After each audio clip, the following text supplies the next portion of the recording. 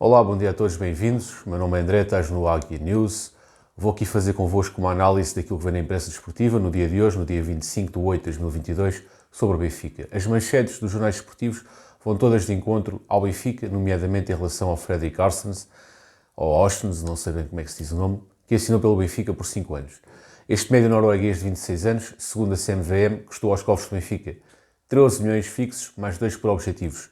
Esses objetivos têm que ser concluídos no prazo máximo de 35 meses. E o Feyenoord fica com 10% do passe do jogador, ou seja, se o Benfica vender o jogador, o Feyenoord terá direito a 10% de mais-valias. Este jogador tem 26 anos, vai ser o novo camisola 8 do Benfica, escolheu o 8 e bem, é um número bom para ele escolher, é um número que tem a ver com o jogador. Tem um contrato de 5 anos, como disse. É um jogador que eu não conheço profundamente este jogador, mas tendo em conta as informações que recolhi e aquilo que vi, o jogador é um jogador completo, um jogador que sabe interpretar os momentos do jogo, sabe defender, sabe atacar, mas a sua mais-valia é acima de tudo na recuperação de bola e na leitura de jogo. Portanto, é um jogador que recebe, que consegue recuperar bem a bola e consegue entregar a bola com qualidade. Tem jogado maioritariamente na posição 6 no Feyenoord, embora no início da sua carreira ele tenha jogado um pouco mais à frente como 8. Portanto, é um jogador que ele próprio se define como um jogador que pode fazer as duas posições. Vamos ver qual será o lugar que ele ocupará no Benfica. De recordar que o Benfica já teve vários jogadores nórdicos, vou aqui citar alguns. Michel Manis, em 83-84, Magnusson, em 87-88, Swartz, 90-91, depois temos alguns que não tiveram tanto sucesso na Luz, como Martin Pringle, em 96-97, Anders Sanderson em 2001-2002. Depois tivemos o norueguês, portanto, eu estou a falar de jogadores nórdicos, mas norueguês tivemos o Azar Karadas, que é o Fredrik Arsens, também é norueguês. O Azar Karadas que passou pelo Benfica em 2004-2005, que era um jogador fetiche do Trapattoni. Depois tivemos o Victor Lindelof, o sueco, tão bons resultados tivemos com ele, e agora tivemos também temos um outro nórdico, que é o Alexander Bá, dinamarquês, que faz parte do plantel da Luz deste ano e que é um jogador que aparentemente será uma boa solução no Benfica. Portanto, temos um histórico de nórdicos, alguns com mais e outros menos qualidade. Veremos qual será a valia deste jogador quando ele entrar em campo, mas com certeza terá todo o apoio dos benfiquistas e que será recebido de braços abertos no Estádio da Luz. O jogador teceu algumas declarações, e vou citar algumas. Ele disse o seguinte, em relação quando assinou pelo Benfica, ele disse o seguinte: é um grande dia para mim, assinar por este clube. É espetacular, estou muito feliz. É um clube muito grande, com muitos adeptos em todo o mundo. Tem história grande e espero que também tenha um grande futuro neste clube. Em relação ao jogo que ele viu no Estádio da Luz, ele disse o seguinte: o estádio é incrível, grandes adeptos, e o jogo também foi ótimo. Penso que a equipa jogou muito bem. Estou ansioso por começar. Estou ansioso por jogar. Pronto, basicamente foram estas declarações do Fredrik Arsens em relação ao Benfica. Em relação ao seu estilo de jogo, ele disse assim: diria que posso fazer as duas posições, tanto 6 como 8. No Feyenoord tenho jogado mais como 6, mas posso fazer as duas. Gosto de fazer as duas coisas. Posso ser um jogador de equilíbrios, ajudar a equipa, trabalhar arduamente e também gosto de alimentar os jogadores mais ofensivos com passes. Também posso participar no ataque. Vou dar sempre o meu melhor, sempre 100%. Espero que seja o suficiente. Bom, estas foram as declarações, a meu ver e bem, boas declarações de Fredrik Arsens na sua apresentação no Estádio da Luz. Ele é um médio norueguês, portanto pode fazer a posição 6 e 8, tem 1,81m, 71 kg, portanto é um jogador leve, e é um jogador que chegou ao Benfica e esperamos que tudo corra bem. Em relação ao Horta, o jornal A Bola diz que o negócio Horta ainda não caiu, mas que o Benfica procura alternativas. Bom, em relação ao Horta, a minha posição é a seguinte: quando se falou no Horta no início da pré-época, portanto estamos a falar no início da pré-época, eu concordei com a vinda do Horta, achei que era uma mais-valia. Quando o António Salvador veio a público dizer que o Benfica não sabe negociar, não por estas palavras, mas foi essa a mensagem que passou, eu fiquei um pouco de pé atrás. Quando apareceu as segundas declarações de António Salvador na imprensa espanhola, mas depois mais tarde ele negou a dizer, mais uma vez a criticar o Benfica, eu fiquei completamente de pé atrás. Quando soube que o Benfica iria apresentar 17,5 milhões mais Gil Dias, o passe de Gil Dias na totalidade, eu, ok, aceito o negócio. Acho um pouco exagerado este valor por um jogador que tem 27 anos, quase 28, e que já não nos vai dar rendimento financeiro, vai-nos dar rendimento desportivo, acredito que sim, mas rendimento financeiro acho que não. Portanto, achei um exagero, mas aceitei. A partir do momento em que eu vi o Ricardo Horta a jogar no Braga, da primeira jornada do Braga, eu aí disse logo claramente que por mim o negócio não se fazia. Isto porquê? Porque estamos a falar de valores altíssimos que estão a ser negociados e o António Salvador vai dar ordens para o Ricardo Horta jogar, numa altura em que o negócio dizia que estava praticamente fechado. Pá, para mim, isso é uma falta de respeito, tendo em conta os valores que estão em cima da mesa. E, portanto, para mim, e tendo em conta não só esse fato do Horta ter jogado, mas também todo o historial da transferência, eu tinha dito que não a este negócio. E tendo em conta também a dificuldade que o António Salvador está a levantar para o negócio, porque aqui a questão é, o António Salvador quer receber 15 milhões por 33% do passe. O Málaga quer receber 33% sobre o valor dos 15 milhões. E depois ainda há os outros 33%, ninguém sabe exatamente quem é. Mas independentemente de tudo, este negócio já está à partida enviosado porque o António Salvador quer receber a totalidade dos 15 milhões. Portanto, e o Benfica não pode estar a pagar 15 milhões por 33% de um passe de um jogador. E parece-me evidente que o negócio assim não se pode fazer. A solução que eu ontem vi a ser divulgada nos meios de comunicação social era o Benfica e o Braga chegarem a um acordo e depois, mais tarde, caso o Málaga ganhasse em tribunal, que o Benfica e o Braga assumissem em conjunto a despesa. Mas isso eu acho um contrassenso, porque daqui a 1 ou 2 anos, se o Málaga ganhar em tribunal, não sabemos quanto é que o Benfica terá que pagar a posteriori. Portanto, eu acho que o Benfica não se deve estar a meter neste tipo de negócios que não dá para perceber, porque uma coisa é certa. Se os 33% dos fundos é um bocado dúbio, os 76% do Málaga parece-me evidente que existem. E, portanto, esses 73% no mínimo teriam que ser pagos. E aparentemente, ou alegadamente, não se está a conseguir chegar a um acordo, nem sequer em relação a esses 73%. Portanto, o negócio tem tudo para correr mal. Eu também não gostei das imagens de início de campeonato que o jogador aparecia a sorrir e todo sorridente. Obviamente que eu sei que isso é a imagem que o clube quer passar cá para fora, mas isso também acabou por prejudicar um pouco a imagem que os adeptos têm do Horta. Mas o Horta não tem culpa nenhuma no meio disto, mas de qualquer forma, por tudo aquilo que eu disse, e para o vídeo não se alongar muito mais, eu não negociaria com o Braga.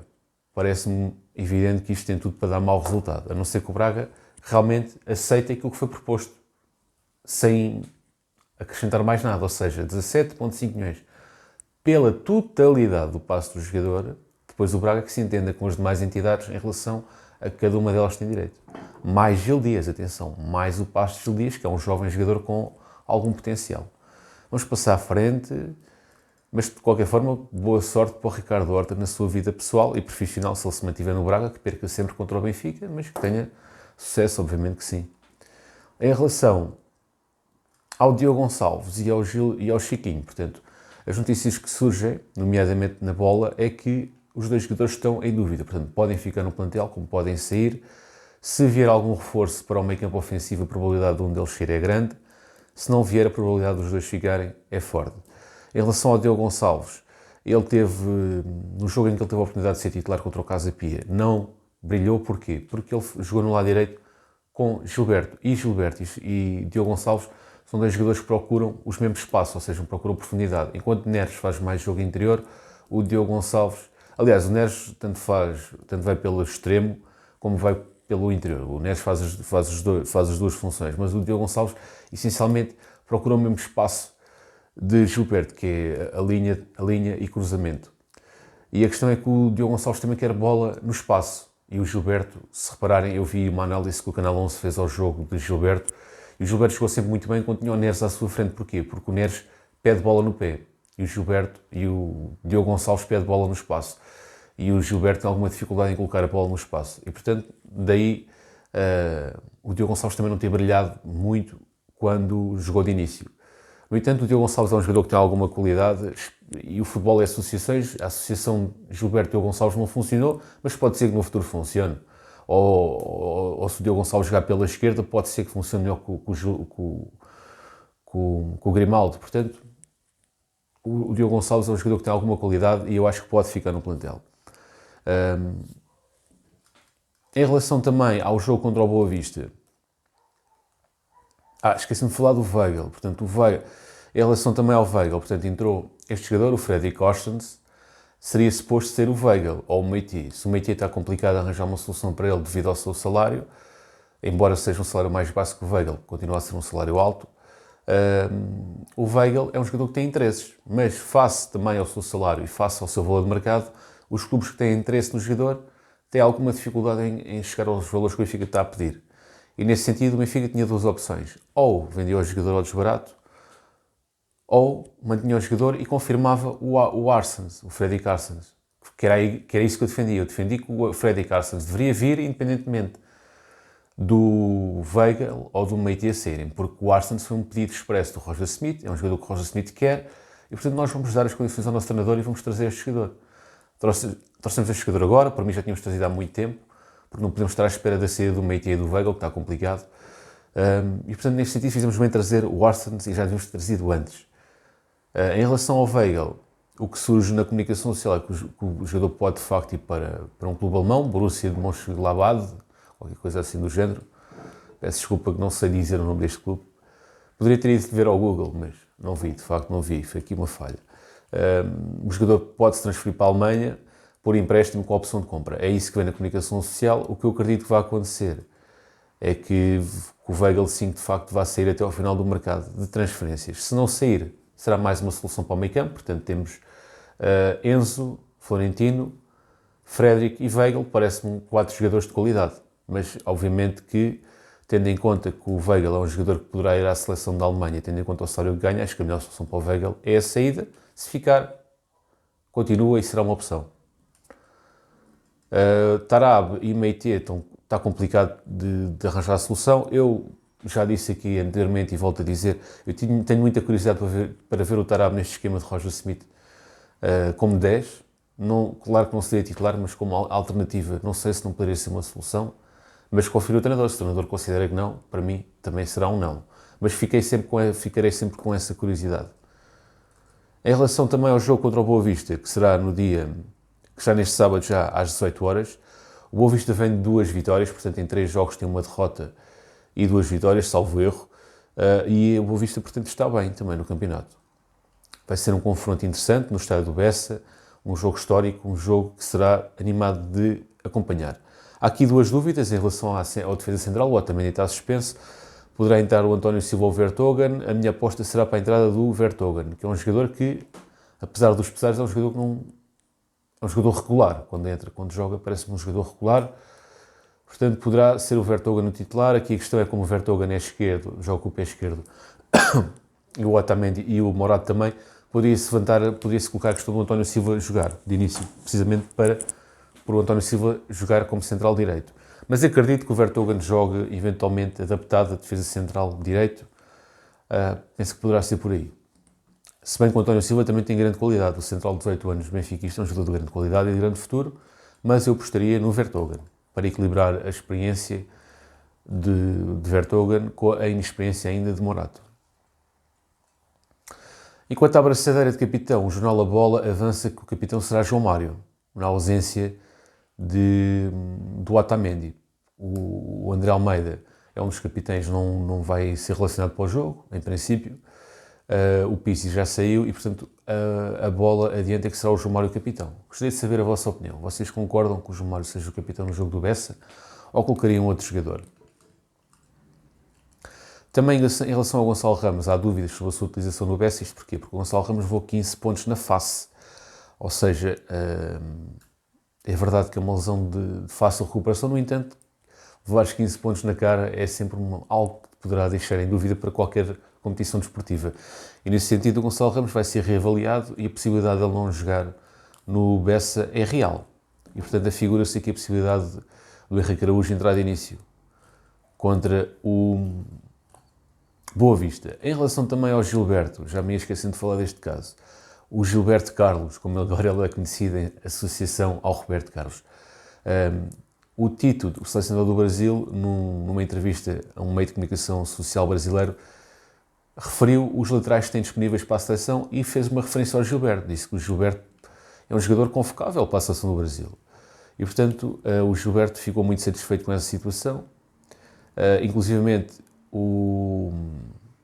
os adjuntos de Tite tiveram no Estádio da Luz a assistir ao jogo contra o Dinamo de Kiev, a tirar notas não só do Neres, como também do Gilberto e do Morato. Portanto, temos aqui 3 potenciais jogadores a serem convocados para a seleção do Brasil.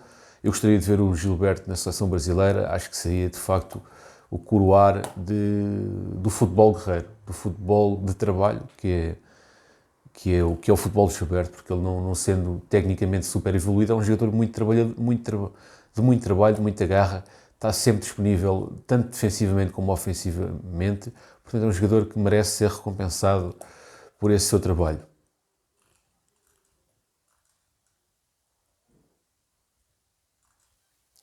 E pronto, obrigado por terem assistido ao vídeo. Se gostarem deste tipo de conteúdo, deixem gosto. Agradecer aos aderentes do canal. Se quiseres aderir, podes aderir. Subscrevam, caso seja do vosso interesse, e tenham um bom dia. Até à próxima.